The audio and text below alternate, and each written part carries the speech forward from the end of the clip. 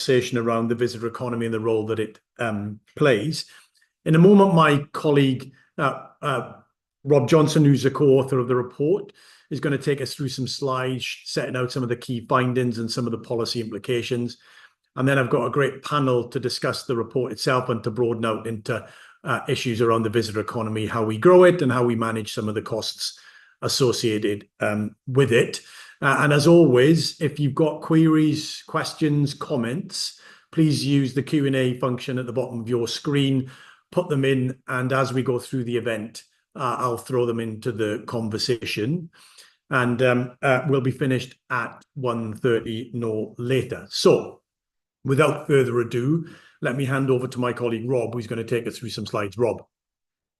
Thanks, Andrew. So I'll just take you through this report that we've launched today on the role of the visitor economy in UK cities. So as Andrew has set out, the plans for local growth, they often include discussions about the visitor economy. So we saw it in the 2017 industrial strategy that had a specific sector deal for tourism. We saw it in the Metro Mayor campaigns earlier this year. So we saw Kim McGuinness in the North East and Claire Ward in the East Midlands talk about their visitor strategies, often in the same breath as talking about bringing in investment to their areas and local economic growth. And so I think we can expect to see it in the local growth plans that local areas are drawing up for next year. They've been asked to by the government, and visitor economy will likely feature in at least some of those. So we wanted to kind of inform these discussions about the visitor economy. I think we wanted to parse out the visitor economy side of visitors coming into your city against the maybe slightly more fuzzy, warm feeling places get when people come in and enjoy their time in their, in their cities. So it was kind of looking at it through an economic lens and trying to pull that out, and basically just trying to inform local leaders, how they can improve their city's visitor offer and the role that visitor economy plays in the prosperity in UK cities. So what we did, as Andrew alluded to, we had a rich kind of trove of card spending data, over 30 million transactions across all UK cities in 2023. Within this, we did some fancy analysis and clustering to look at whether this spending could be classed as local by people who live and work in the city versus people who are just visiting. And then these visitors, we could see whether they were overnight visitors spending on accommodation or over multiple days, with the rest being day visitors. And that was the data side, but on the other side, we conducted 5 roundtables in these cities across the UK, bringing in local policymakers, local stakeholders who knew about the local visitor economy much better than we did, and sort of our preliminary findings informed discussions there, and those discussions kind of helped us pull out some themes in the report and informed our policy recommendations. There's lots of detail in the report. I think I'll just take you through one strand today, which is, I'll talk about a specific benefit that the visitor economy can bring to cities, specifically on helping local services thrive, and maybe what limitations that might have, especially in certain places where the visitor economy is small. So using our spending data, we could set out which cities in the UK are destinations, so ones that pull in more overnight visitor spending than their size might suggest. So they're the cities that are highlighted in green, the green labels at the bottom of this chart. And together those account for 3/4 of all overnight visitor spend across UK cities. So just give you a sense of the concentration of the visitor economy across UK cities. What this chart is showing you is how important the visitor economy, visitor spending is within each city. So you see the share of spend attributable to visitors is the height of each bar. You can see that we've stacked the top visitor destinations on the far left. So places like Blackpool, York, Edinburgh. York, 1 in every £3 spent on its high streets from visitors. Blackpool, Edinburgh, Cambridge, Norwich, these places about 1 in 5. So in this kind of handful of destination cities, visitor spending is really important for spending on local services in the local area. And then you can see that, you know, the long tail of cities down to the right where it's less important. And this is the majority of cities in the UK. So you might think, you know, what does it matter what proportion of spending on shops and restaurants in your city? Like why does it matter that a big proportion of that comes from visitors? Well, it comes from the fact that visitors are not just extra locals when it comes to spending. And I'll pull out a specific example here. So we're looking at York here and pull out Swindon more to the right-hand side. Similar cities in terms of size, Swindon actually has slightly higher workplace wages, so locals have more money in their pockets to spend on their local services. But what we see is that York can actually sustain 50% more food and drink establishments per head than Swindon.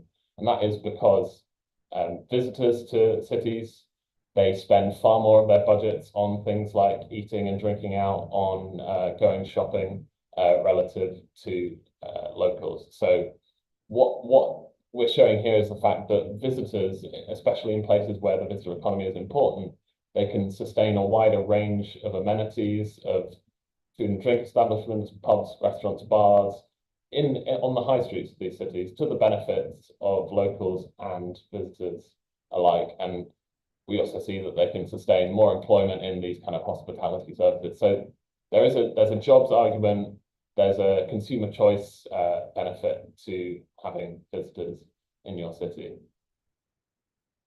But it's good to be clear that, you know, this only applies in those handful of visitor destinations that we pull out of the data. And actually, if you're thinking about supporting your local services in most of the other places across the country, you might want to take a different tack.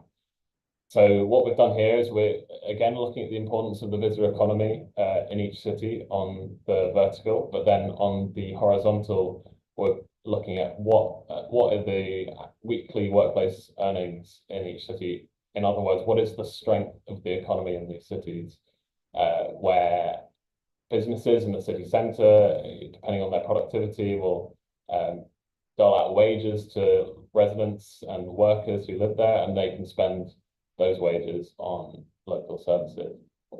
So let's start in the top right. So this is the place where all cities want to be, really. So you've got Edinburgh, Oxford, Cambridge. They've got strong local economies.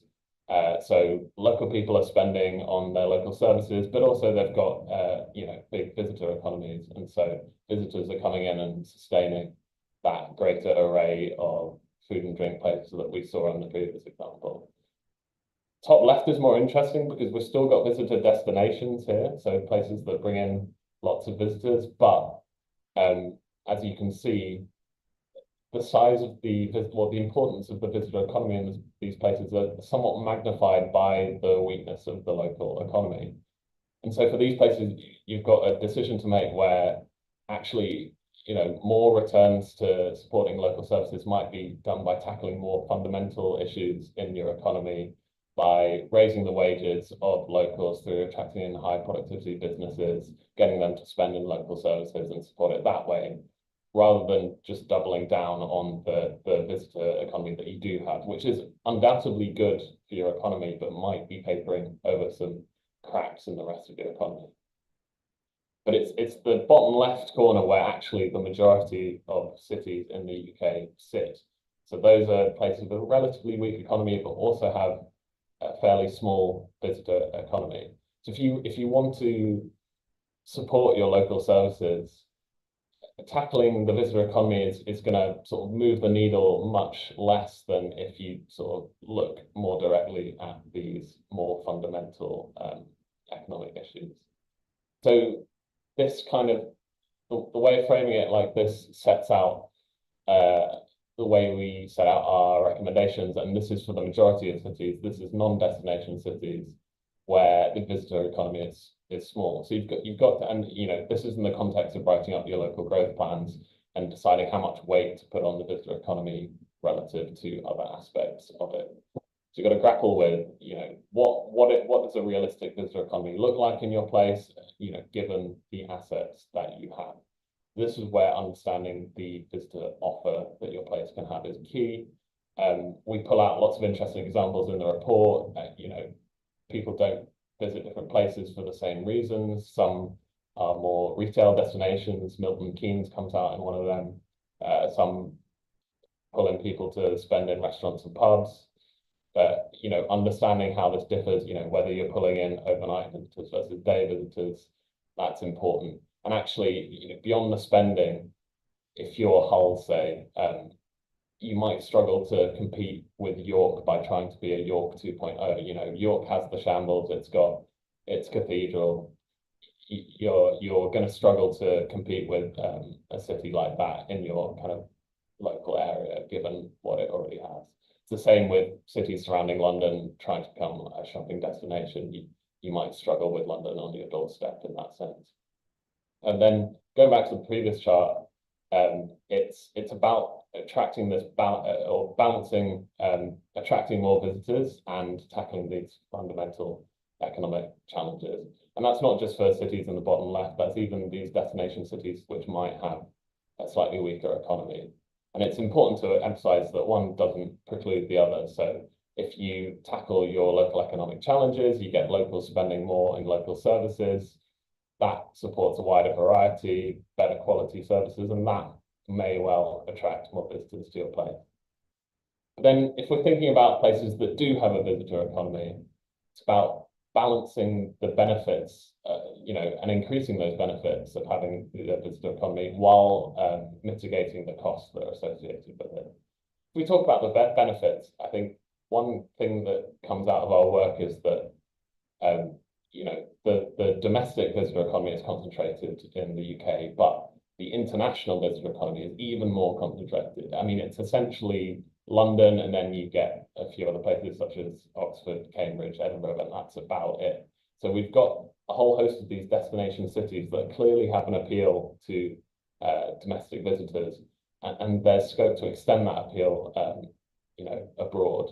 And for this, local leaders might want to use destination management organizations and these LVEP, local partnerships, to kind of get people in the room, thrash this out, and sort of think about how you might market your visitor offer overseas. But also it's about dealing with the costs associated with hosting a large visitor economy. These are the things that came up in the roundtables when we did those.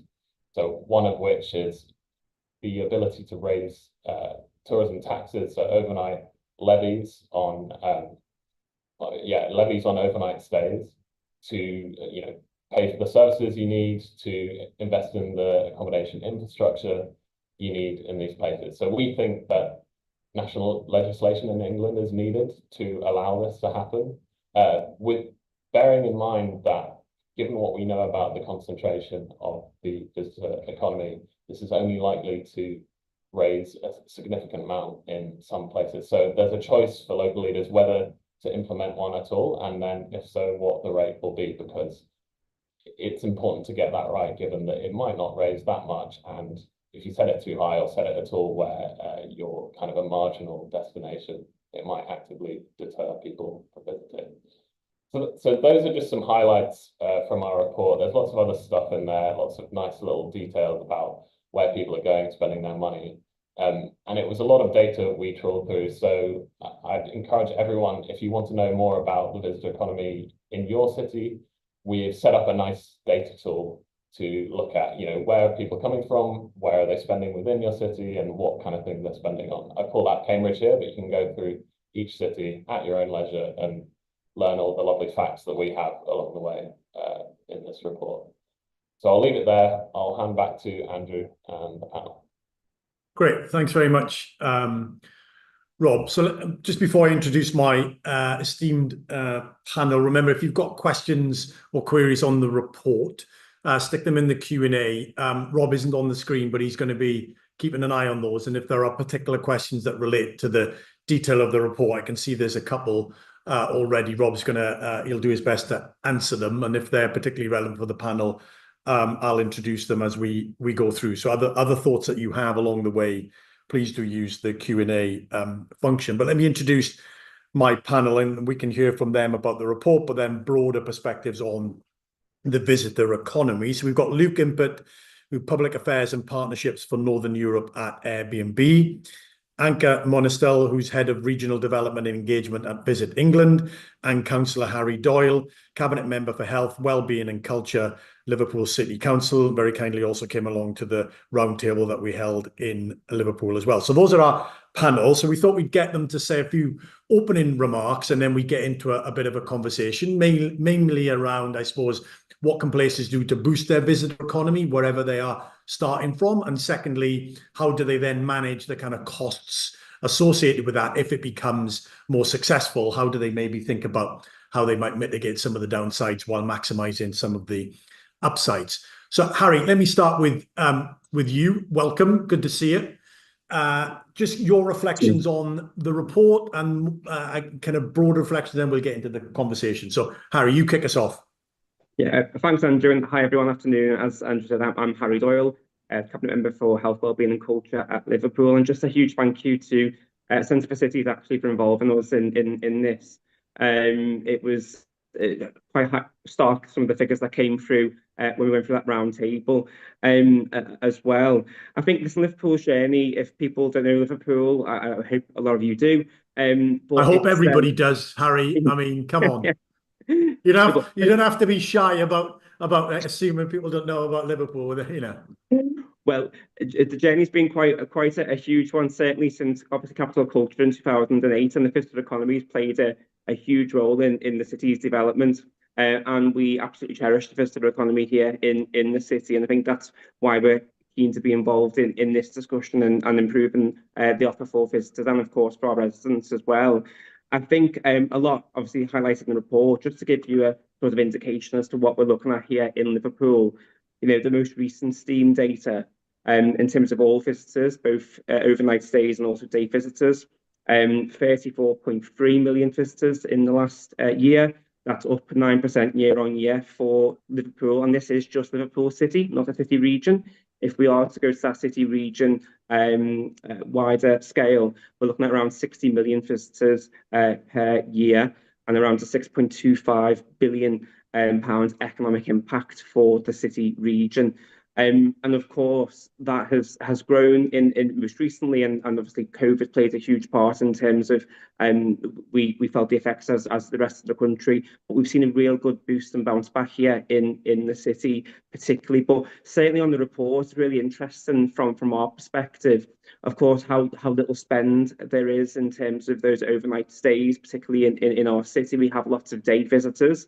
So when we break that down even further, around 31 million visitors in the most recent STEAM data just for City of Liverpool in terms of day visitors, and just 3.3 million in terms of those who stayed in the city. But we know, of course, their spend and therefore the economic impact is far greater when they do stay. And that's why it's really interesting that, of course, you mentioned in the report, Rob mentions in the report, this new focus on the local visitor economy partnerships, which, of course, Liverpool and the city region is one of the flagship sort of trials for this. I'm a member of the local LBEP.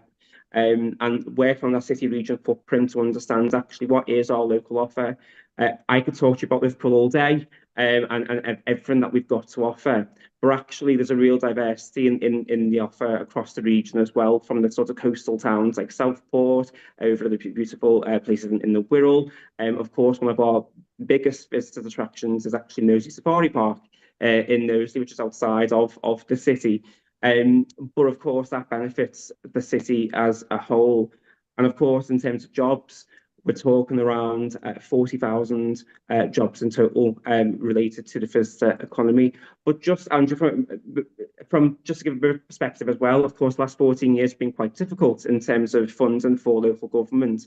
In terms of Liverpool City, the visitor economy accounts for around 48% of our business rate collections, which, just a bit of perspective, if Liverpool's got quite a low council tax rate, band rate, and so business rates for us are really vital, and that's why we really cherish the visitor economy and visitors coming to our city. And through our major event strategy, I mean, last year, for example, was fantastic with Eurovision, what we were able to do and to highlight Ukraine, for example. And we had some great work going on with, I know Luke's on the call from Airbnb, to try and help boost our offer in terms of those overnight stays as well, and providing some extra bedrooms in the system. But yeah, it's been a journey for Liverpool. We certainly want to improve our offer as well, and we're working very closely with the government, the new government, to ensure that we do have the tools to do that. And one of those ways, of course, is a tourism levy. We have taken a stance in Liverpool, as we have for a number of years now, that we want to introduce and we will support a tourism levy in the city. And while that might generate we estimate around 8 million a year, it's really interesting that if you speak to, for example, to our city region mayor, he will talk quite eloquently about what we can do with that in terms of borrowing and investing greater in that visitor experience in the city. So actually, it's not just about what that brings in terms of the revenue per year for local cities and towns as well, where that may introduce. It's the potential to borrow against that at the same time, to invest heavily in our infrastructure and that visitor offer. So I think there's a lot obviously going on. I think there's a lot we want to do in the city to support further the visitor economy. And from a local perspective, health is a big issue with regards to our local population, making sure that the people that have jobs in this sector are well-paid jobs. But also from a business perspective is also sustainable, and of course that is a challenge from that aspect as well. But we're really positive about the future direction of Liverpool, and really looking forward to working with partners such as yourselves on our offer here in the city. Brilliant. Thank you very much, Harry. I mean, there's lots in there. I'd be really interested to come back on different aspects. I know you have to leave a little bit early, so we'll squeeze as much out of you as we can in the time that we've got you on the call. But Anka, let me come to you next. I mean, again, your sort of general reflections on the report and some of the issues that we're trying to raise and tease out in the report, Anka. Yeah, it was really interesting to see that report, and thank you for having me on the panel. Some brilliant insights, and actually I might grab Rob and get a bit of his take on how he's got the data and what they've done with it, etc. We're actually in the process of developing a visitor economy strategy for the whole of the English industry, so not just for us as an organization. So that data and insight is really, really valuable to that. I mean, this all comes as part of the implementation of the Destination Management Organization review that many of you will be familiar with. So this was the review commissioned by government and carried out about 3 years ago, looking into the sort of regional structure of tourism and how that could better deliver for the industry as a whole and for businesses locally. And as a result of that, we decided that it was time to put a strategy in place that the whole industry could get behind. So we've consulted really extensively. We've had lots of roundtables with stakeholders across the country to feed into that. And thank you for giving a shout out. I've had 2 shout outs for the Local Visitor Economy Partnership Programme. So that's brilliant. I'm head of regional development of Visit England, so that's sort of my baby. So it's really exciting to hear it mentioned. We've now got 35 local visitor economy partnerships across the country. The target was 40. I think we might go slightly beyond that, possibly, with about 42 LVEPs in total at the end. And most cities in the country, I think, are now covered by a local visitor economy partnership. Obviously, Harry, you mentioned Liverpool City Region as one, Marketing Manchester, Newcastle Gateshead Initiative, Visit West, which covers Bath and Bristol, York, and many, many others. So that gives gives them and the local level a clear strategic link from what they're doing at a local level to the national level. And I think it's really up the game for destination management organizations. So LVEPs are playing a much greater role in national and local policy, much more direct link to DCMS and other government departments, to arm's length bodies across the country, and much more of a say in sort of local strategy and decision making, I think, and also when bidding for funding. So we're seeing some really good anecdotal evidence on that, and we're just in the process of sort of evaluating the first year and a bit of local visitor economy partnerships being in place. So we're happy to share that when it comes through. And then the other thing we're doing actually as part of the strategy development, that again we'll happily share when it comes through, is two pieces of work. One, to quantify the economic impact of the visitor economy for England as a whole, but then also for the regions of England. It's a piece of work we hadn't done for over 10 years. So now we're working with Oxford Economic and a fairly big report to quantify that economic impact. And what we're doing, excitingly, I think for the first time, is to look at the social and environmental impact of tourism. So we're working with an organization called Public First, who've got quite a lot of experience in that space, to look at, what's the benefit of the visitor economy for local areas, for residents, for places, what does it do for pride of place, etc. Where are the challenges, but also the opportunities. So those are two, and then sort of similar for the environmental impact, where are the positive impacts? How does it help to sustain local green spaces, for example? How does it help to sustain national parks, etc.? But then also, where are the challenges in that space? So again, those are two reports that we're working on that we'll be able to share just before Christmas, hopefully. So yeah, that's just a quick run through of the one thing I haven't mentioned yet actually is destination development partnerships. So the West Midlands and the North East have both got a pilot destination development partnership. This was a key recommendation in the DMO review, which hasn't been fully implemented by government. So we didn't get funding for that because that was the recommendation that needed some funding with it.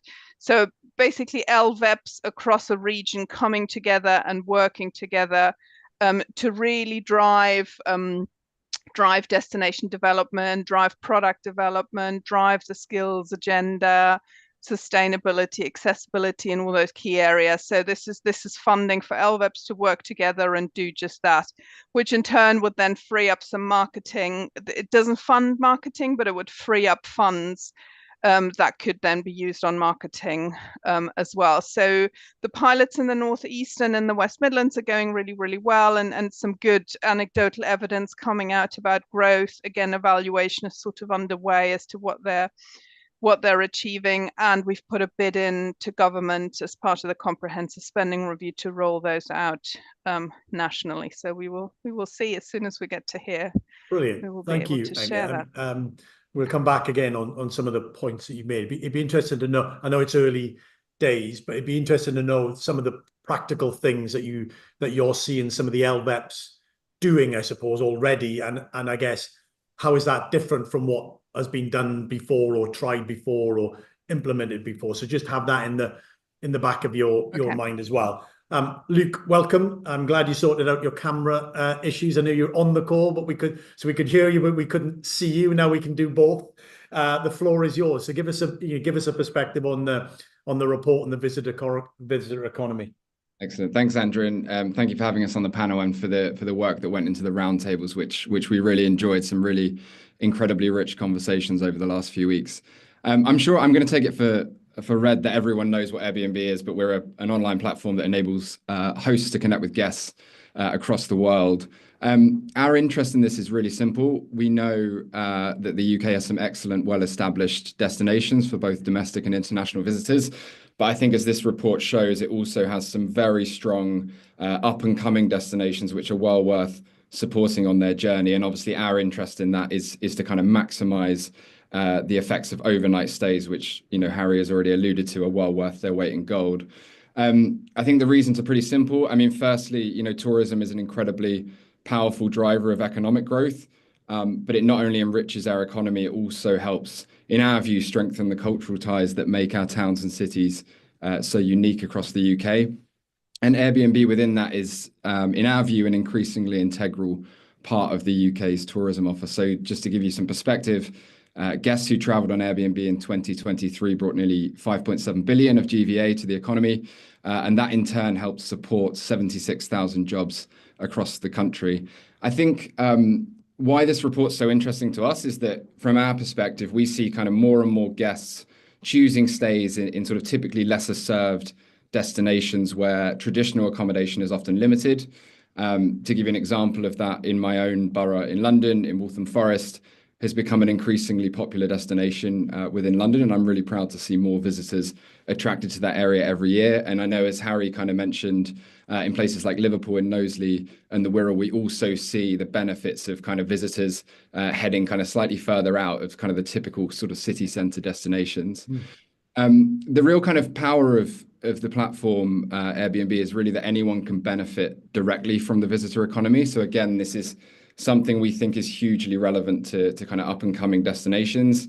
To put that in perspective, the average host on Airbnb earns £5,500 a year, which is not an insignificant sum. And of that, 40% of our hosts say that the extra income they earn helps them to enable to afford their own home. So it's a really kind of important tool to help destinations harness kind of new guest demand and help families make ends meet at the same time. And that's been really, really effective, we think, in helping kind of scale up affordable accommodation, particularly with regards to things like major events. So again, Harry's mentioned some of the work that we did with Liverpool around Eurovision. We've also done a bunch of work with the West Midlands around the Commonwealth Games as well. And I think the impact that had was actually to generate more accommodation, more affordable accommodation options to enable cities to keep that guest demand kind of where it originates, rather than letting stays kind of go to other cities that are effectively rivals. The final thing I would say is that, you know, our goal at Airbnb, as it always is to work directly with cities and regions to maximize their tourism offer and their guest experience. I think, as Anka has said, the LVET models have proved really fruitful in that regard. I think when regions and cities come together and pull in the same direction, the benefits are really, really, really excellent. And we find that a very straightforward model to work with regards to public and private sector partnerships. I think kind of alluding to some of the elements that you're probably going to come to, Andrew, I think what is clear and what came out through the roundtables is that there is a very big consensus at the moment on the lack of transparency within the sector. So cities and communities rightly expect oversight of the use of short-term lets and platforms like Airbnb. That's so that they can effectively balance the ability to attract tourism with the needs of their residents and the local infrastructure as well.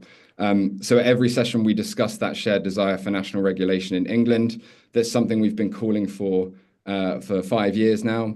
We're hopeful that we're going to get a national registration scheme very shortly, which would mean every short-term let would effectively be registered nationally, and then every local authority would be able to kind of see and determine what that level of activity looks like. I think it's important to say that we support regulation that's implemented with consistency and fairness. As we've seen in other destinations abroad, in places like New York, Barcelona has obviously attracted some attention recently, and even in places like Scotland, fragmented regulation can create confusion and unintended consequences for competitiveness, and that often doesn't address the issues that we are attempting to resolve. So a clear, unified national framework in England is essential. So I will pause there. Brilliant. Thank you very much, Luke. And you're right in the sense there was, you know, at each of the roundtables, a real rich discussion between, you know, how do we grow and how do we expand our visitor economies? How do we get more out of it? How do we get it to be better, very crudely? And then how do we think about how we need to manage some of the implications and consequences that flow from that? And I think there was a, you know, really rich debate and discussion around those sorts of issues. Harry, let's start with you. Let's think about the practical things, practical advice that, you know, you can draw on from the Liverpool experience for other places, really thinking about where their visitor economy is, wherever it is, and what actually they can do to make it better, make it bigger, make the offer more dynamic, more appealing. I mean, what would you say, based on the Liverpool experience in that sort of space? I get Anke to say, look, think about that from an LVEP perspective as well. Like, is there a role for LVEPs? And similarly, Luke, I know you've been doing all of that about helping places think about the offer and where they expand it. So let's have a sort of round of practical things, experiences, lessons about how we can encourage more places to grow their visitor economy. And then we'll get on to some of the things we've just talked about around how we might need to introduce some of the regulations and the systems for making the most of that when we get the success. Harry, you kick us off. Yeah, thanks, Andrew. Actually, funny enough, one of the things I was going to mention in response, someone asked in the chat a question in relation to it. I think it's Taylor Town. It's about investing in culture and investing in place. So Liverpool's been really good, and if I might say so myself, in maintaining that investment in cultural offer in the city, but also and that ranges from, the likes of the Philharmonic Orchestra, local theatres, but also festivals as well, which obviously this is all fantastic for locals, but also amazing for visitors as well. So, whilst it may be something that is not an essential in terms of spending in local government, we see it as essential, as I explained before, the importance of the visitor economy. And I think it's about grasping what is coming your way as well at those opportunities, and working hand in hand in partnership with the private sector as well and with the visitor economy. So, we learned actually a lot ourselves from the Eurovision. We now call it the Eurovision model. When Eurovision came to Liverpool, we had 6 months to turn it around and deliver this huge event, and there were so many complexities to it. And we said to the local stakeholders and businesses, listen, we will sort our brand and we will do what we can, but come up with ideas. And we'll work together to really, create this buzz in the city. And it was just fantastic, from the sort of all your chains and clothing shops, everything. It was just animated for Eurovision, and building on that, this year. And just for example, Taylor Town, that was around £60,000 that we spent on Taylor Town as a city council. But my goodness, was it the best £60,000 that we've spent in such a long time? Because let me tell you, the amount of media coverage that we had from doing that. This is the world's biggest superstar, global pop star. Whether you like her or not, she is huge. And Liverpool was all over the media. We were on the Today Show in America. And money couldn't have bought the amount of exposure that we received from Taylor Town. But it also gave ownership to locals as well. If you didn't have a ticket, you still felt involved in that event. And more importantly, if you didn't have a ticket and you weren't from Liverpool, you wanted to come to Liverpool because you wanted to be part of Taylor Town. If you're a huge fan, as I say, you wanted to experience what was going on. You wanted to get your selfies with the art installations that we created with local artists. And so it's grasping that opportunity. And sometimes all it takes is that little injection of cash. And again, working with the private sector as well and with local businesses, because that was probably as I say, the best spent money that we've had in such a long time. So yeah, grasp the opportunities when they come your way. Because they don't come all the time, and it really is a good opportunity to get yourself on that international stage. And that's a really important, sense to get the success. You are going to probably have to make some investments. I mean, you may be lucky to get some on the back of other decisions, other factors. But if you want to get more success, you're probably going to have to invest. I think that's an important message from you. And obviously it's in the context. We know over the last decade or so, the local authority has gone through quite difficult financial challenges in terms of budgets and all the rest of it. So to maintain a commitment to this type of activity talks a little bit about the value and the significance it has in the place, and therefore it warrants further investment. There's 2 great points on that. Anke, come in on this, not just LVEP, but obviously you talked a little bit about the LVEP as being the new kid on the block in some respects.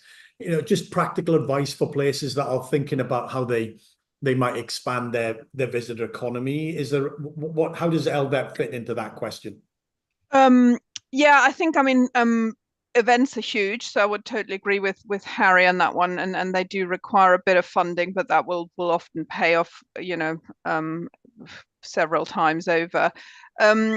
I think where LVEPs come in is sort of directing all of that. So all the LVEPs will now have a destination marketing plan, of a destination management plan of some sort with their wider area, and it's sort of corralling all those stakeholders.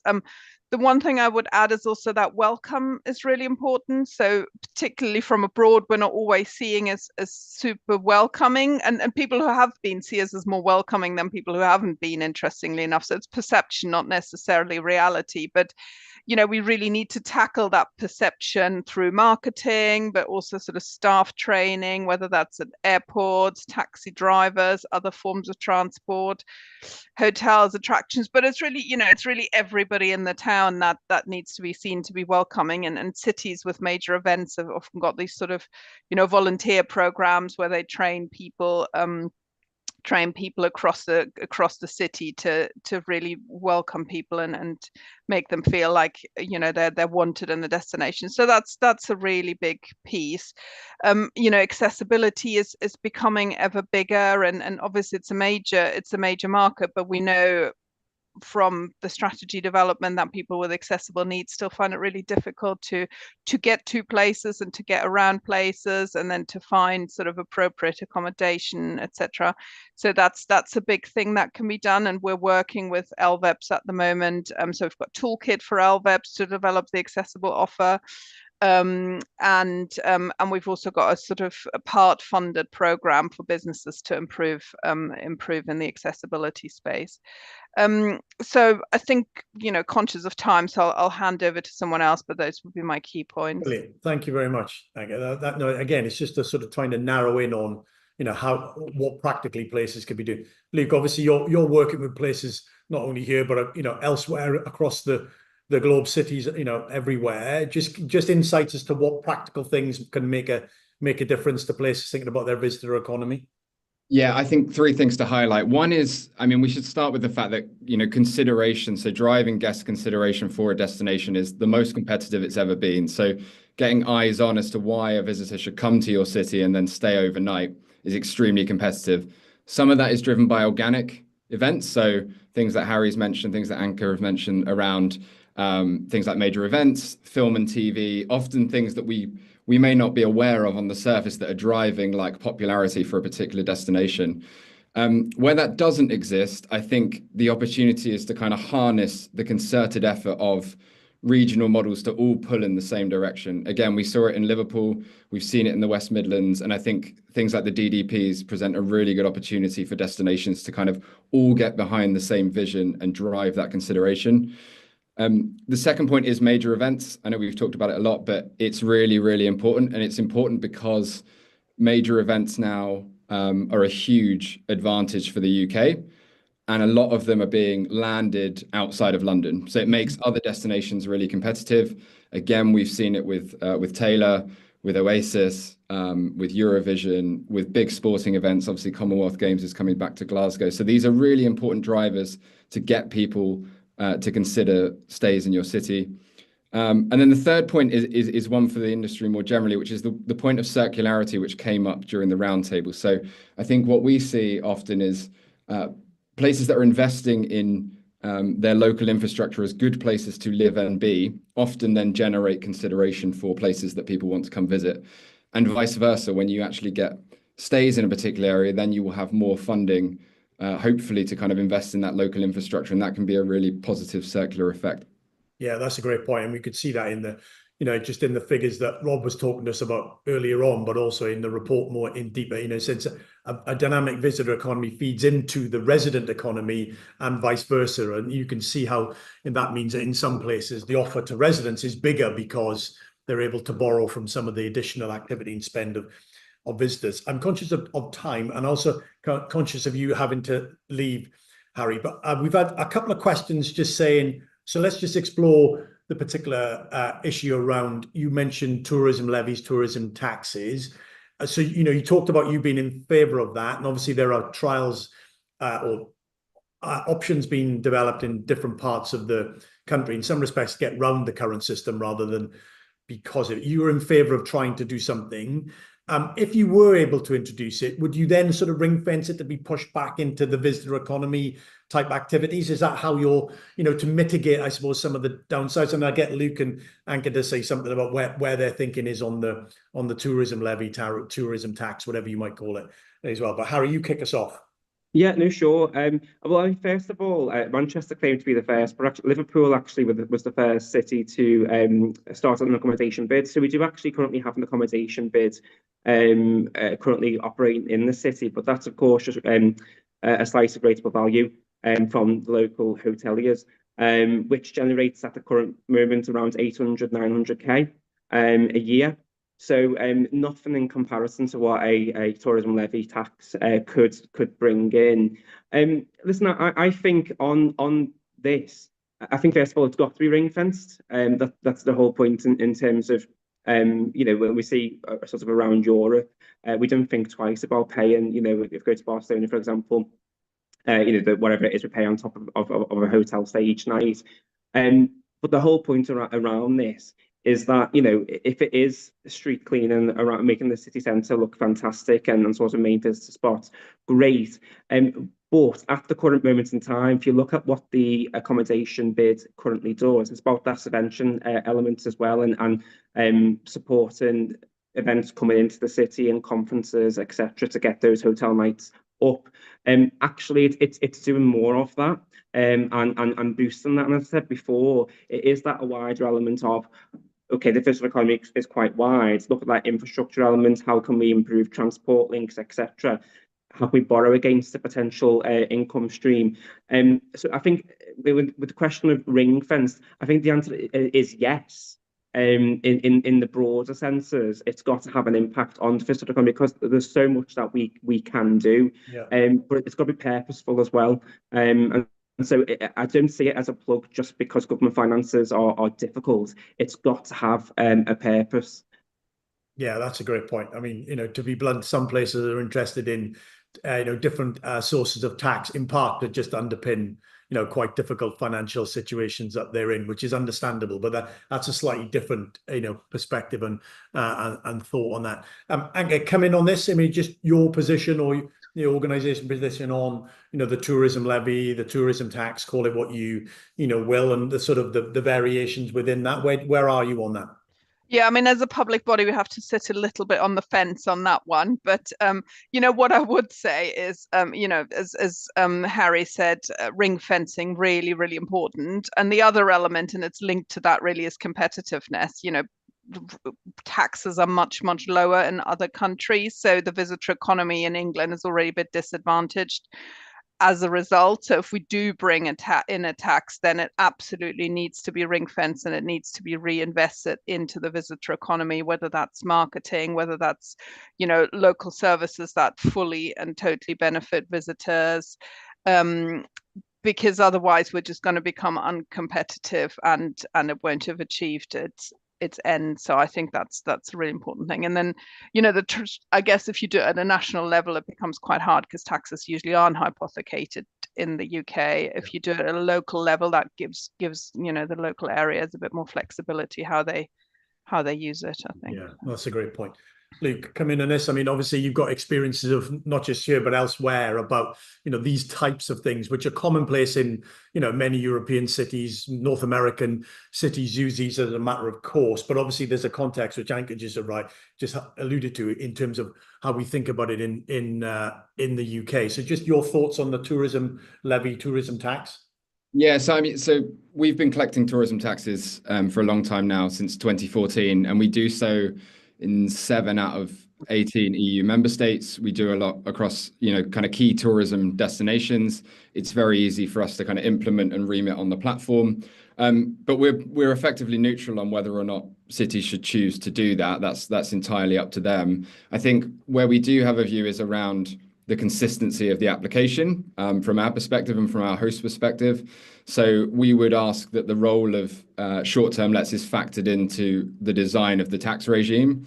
Where we've seen it kind of hurt local economies is where it's inconsistent, it's fragmented, and I mean, there are well-trodden arguments in other places in Europe, but we will always kind of implement it if that's what the destination wants. I think, you know, what we'd say about the UK is, and England specifically, it's really important that the design of any kind of levy or tax is the same across local authorities. So once you have a kind of central design provided, for example, whether that's calculated on nights stayed or a fee on the total booking, that local authorities should be able to both decide whether to implement a tax in their area or not, and then the application rate.